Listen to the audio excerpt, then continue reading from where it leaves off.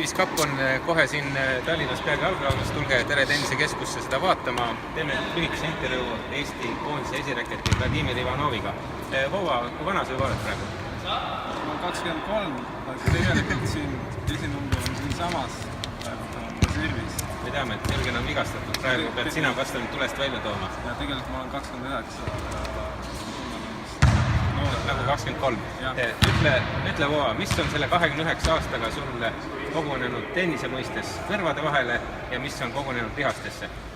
Lihastesse on kogunenud päris palju, lihased on aastatega lähevad kangemaks ja kangemaks, selg ka juba päris kange, aga totaalselt ma arvan, et on tugevam, aga vahest siuke tunne, et tennisest ei tea mitte midagi.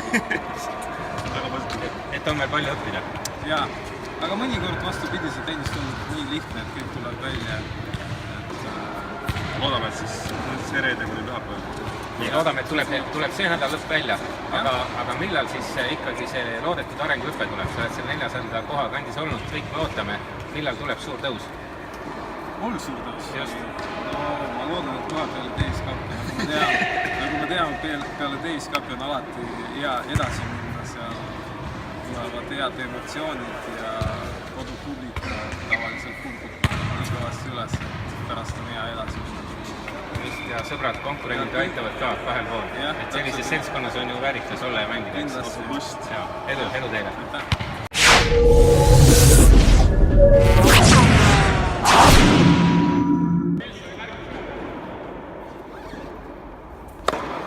Kes on sinu lemmikmängija Eesti koondises? Vastajate vahel loositakse 2 VIP-piletit 7. kuni 9. aprillil toimuvat Davis Cupil. Head loosi õnne!